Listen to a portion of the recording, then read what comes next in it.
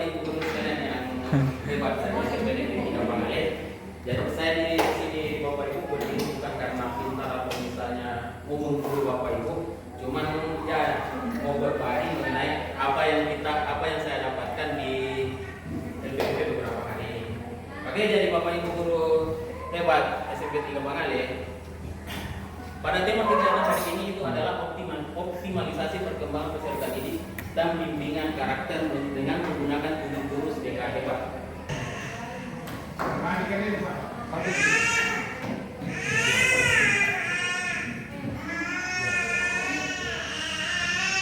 Dibaca Pak itu tujuhnya. Ada tujuhnya itu belum kita baca.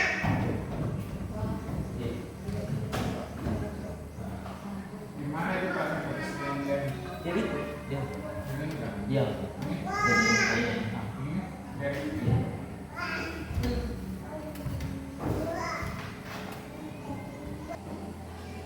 Jadi kedepannya itu kalau misalnya kita mau menggunakan untuk asesmen peserta didik bisa digunakan link ini.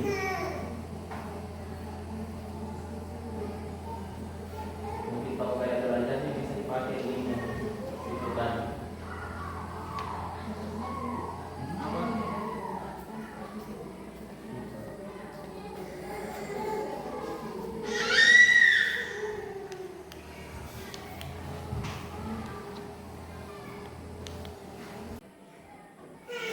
Ya, sejauh Ya. langsung saja. Jadi kalau dari saya berdasarkan pengalaman tersebut dan menemukan bakatnya itu dengan pertama memberikan mereka motivasi, Ya. motivasi mereka supaya mereka bersemangat mencari tahu bakat dan minat mereka. Setelah itu kita Sebagian, Ya. tapi dari satu aktivitas ketika mengambil keputusan kalau tidak salah, Ya, selalu mempertimbangkan berkali-kali dampaknya. Ya. Ini saya menjadikan tugas dari proses seperti ini dengan satu seperti ini. Ya. Merasa lah istilahnya itu. Konsekuensi Konsekuensi. Dampak. dampak dari keputusan yang diambil. Ini kan yang paling besar. Ya. Oh, jadi menurut kalau Bapak mengenai kecerdasan profesional itu maksudnya perasaan pada diri sendiri mengenai empati kepada orang lah seperti itu. Ya. Maksudnya empatinya itu kan maksudnya sebelum mengambil keputusan kita bawa ke diri kita dulu. Bagaimana kok saya seperti ini nantinya? Ya, jadi Bapak Ibu sekalian mengenai kecerdasan menyebut itu seharusnya sesuai dengan gaya belajar yang kita miliki. Dan apabila kita menghadapi siswa, menghadapi peserta didik di dalam kelas maupun di luar kelas itu apa yang kita berikan harus sesuai dengan gaya belajar dan kecerdasan menyebut mereka. Nah, itulah intinya kita memahami mengenai jurus yang pertama ini, mengenal potensi peserta didik supaya dengan kita mengenali semua kecerdasan yang ada pada peserta didik, mulai dari cerdas linguistik verbal yaitu pintar berbicara baik lisan maupun tulisan. Nah, jadi kalau seumpama Bapak Ibu guru sekalian, apabila kita mendapati siswa yang memiliki kecerdasan linguistik verbal itu, apa yang harus kita lakukan? Apa yang harus kita bantu kepada mereka untuk menyalurkan kecerdasan itu? Linguistik verbal.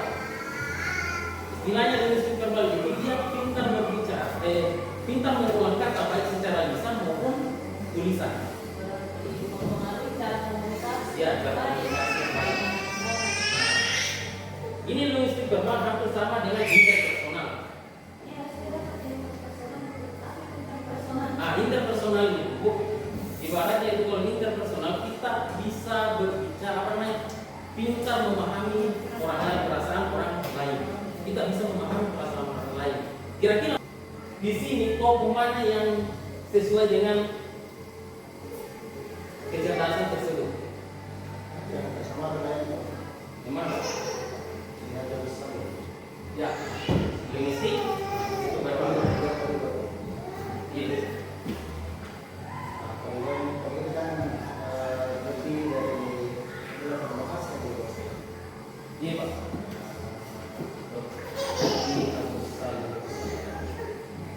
Salah satu pahlawan Indonesia. Kinestetik ini yang ini pemain voli. Verbal.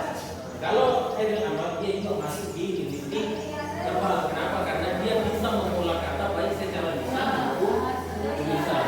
Seperti itu. Kan kalau saya kan bisa dimenjadi itu kata-kata yang Bisa.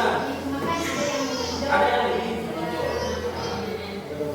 ada yang lebih Kalau kayak tadi ini Bapak Haji Abdul Salim ini dia lebih kecerdasan kan ada personal, dia lebih bisa memahami orang lain, bisa ibaratnya anak-anak itu kalau misalnya kita tahu saya orangnya kinestetik, dia tidak selamanya kinestetik, bisa jadi visual, bisa jadi auditory, tergantung dari keadaan yang dia hadapi.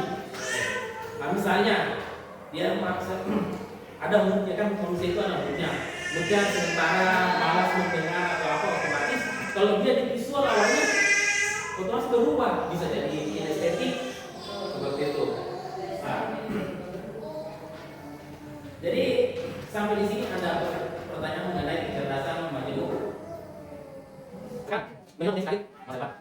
Bisa menurut si mahasiswa itu bisa dengan kata basic, jadi orang basic, praktis dan fisiknya. Ini sih yang ini mengenai kan sesuai dengan sekarang ini pertanyaannya. Sekarang ini yang kita akan kita akan lihat. Coba dari Yuri, yang sesuai dengan kita jawab.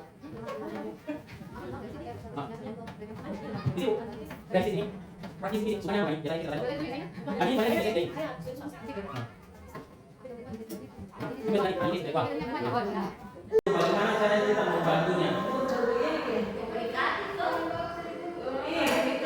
Kemudian di sini observernya itu dia yang mencatat apa yang dia menentukan hasil dari bentuk pembicaraan yang tadi.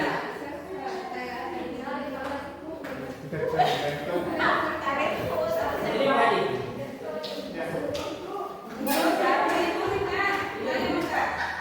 ayo Pak Haji, sini. Jadi mulai Hah? Oh di situ Ki. mana nih yang merasa? Oh berarti Bu Ros sama Bu Dani sama Bu Wardi.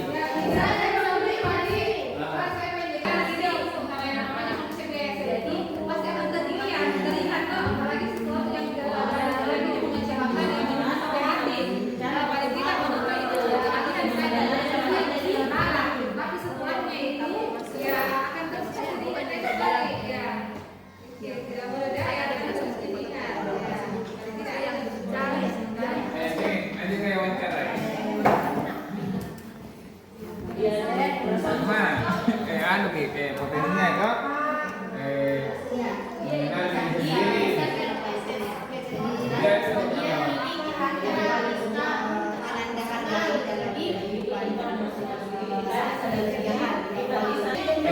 Sekali menggali kemampuan ini bro. seperti tenaga air tadi tuh Pak. Kayak dia punya kemampuan sudah bisa kuliah dan usaha, ternyata dia ada pembunuhnya di situ. Dia setelah gagal gitu, sama dia bisa nanya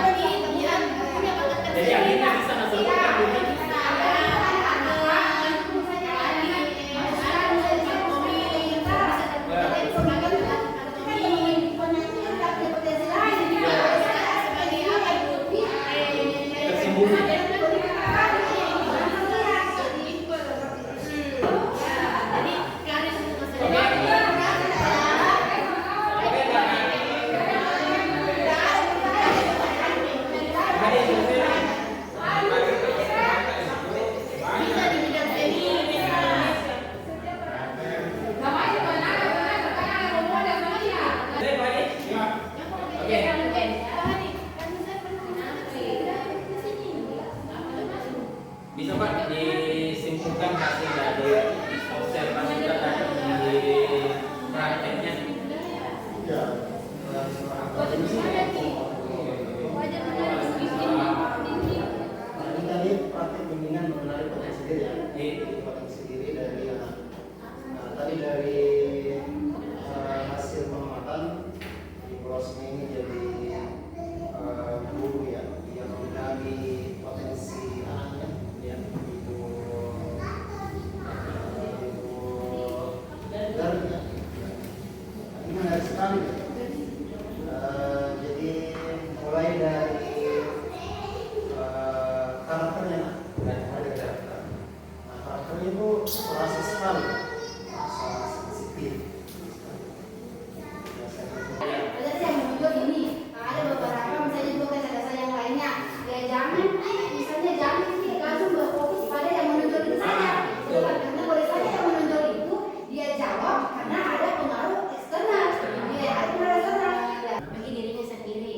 Kemudian bagaimana caranya dia memotivasi dirinya, yaitu dengan suka dengan kata-kata motivator yang sesuai dengan kondisi yang dialami sekarang. Jadi dan bagaimana dia menyalurkan perasaan tersebut, dia menyalurkannya dan meluapkan emosi dalam bentuk tulisan atau status.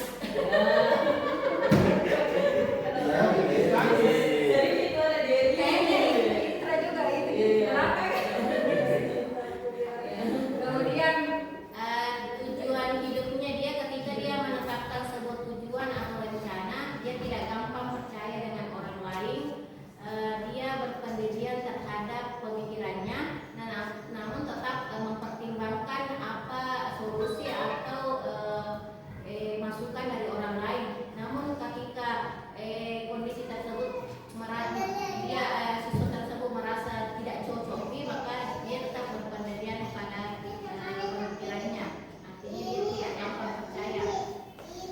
Kemudian cara introvert siswa ini memiliki introspeksi diri yang tinggi juga, di mana ketika suatu kondisi atau sudah melakukan aktivitas seharian, ketika dia setelah pulang ke rumah ceritanya dia suka merenung dan mengingat kembali apa perilaku yang sudah dikerjakan, apakah perilaku dia suka mengevaluasi diri, apakah perilaku tersebut pernah menyakiti orang lain atau tidak, apakah jadi introspeksi dirinya tinggi. Kemudian jadi intinya dia ini pintar sekali menggali peluang potensi yang ada di dirinya sendiri, meskipun bakatnya dia suka sekali sama misalnya psikolog, tapi karena berdasarkan hasil observasi saya dari antara perbincangan tadi antara guru dan siswa, di mana Dwi sebagai guru dan siswanya Ibu Wati. Dan Kita dapat mengambil kesimpulan. Pertama, guru tadi menanyakan menggali potensi yang ada pada murid. Ada potensi yang digali dari murid ini adalah murid ini memiliki kecerdasan, dominannya di interpersonal ya, interpersonal. Jadi ada potensi yang digali tadi oleh guru, ada yaitu memahami diri sendiri. Jadi siswanya ini dia mampu memahami dirinya sendiri. sedikit juga saya sempat tanya sama anak didik saya bilang kan dia minatnya itu dia suka itu membaca buku di bagian hukum dan kenegaraan. Terus saya tanya kenapa tidak ambil jurusan hukum? Kenapa tidak ambil jurusan hukum? Anak siswa ini menjawab bahwa dia lebih suka ke apa yang lebih gampang-gampang dari jurusan hukum. Jadi dia pilih PPKN, jurusan PPKN, dia duluan juga. Jadi di sini dalam proses membantu peserta didik untuk menyalurkan bakat minatnya tadi itu, mulai dari digali dari masa dia kecil sampai sekarang, itu perlu ya Bapak ya.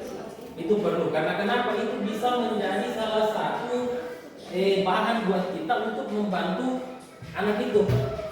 Nah, jadi kita perlu itu mengkaji dari awal, misalnya dari dia kamu sukanya apa. Nah, ini jalan untuk membantu peserta ini untuk menyalurkan apa kelebihannya. Nah, karena seperti yang disampaikan tadi bahwa kecerdasan itu bersifat dinamis, bisa saja berubah. Nah, apa yang perlu kita lakukan supaya kecerdasan ini bisa kita salurkan dengan baik, yaitu datanya itu dari mana?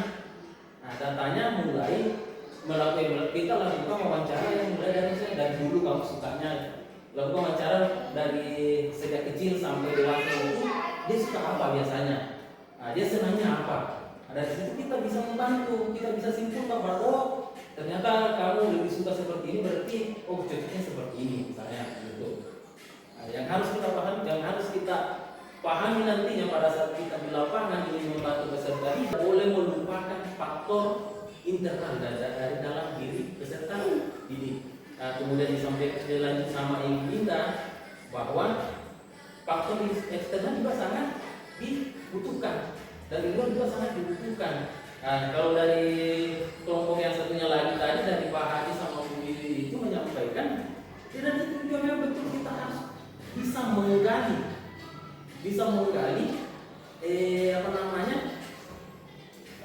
kita harus bisa menggali banyak informasi dari peserta didik itu, mulai dari pengalaman dia sejak kecil sampai sekarang. Nah, sehingga kita bisa mengambil keputusan dan membantu peserta didik tersebut untuk menyalurkan potensi yang dia miliki. Jadi seperti itu Bapak Ibu. Terima kasih. Selamat. Selamat kepada kamu sudah menguasai jurus pertama. Ini adalah kartu pertama dari 7 kartu yang sudah terkumpulkan. Selamat melanjutkan petualangan. Bintang 1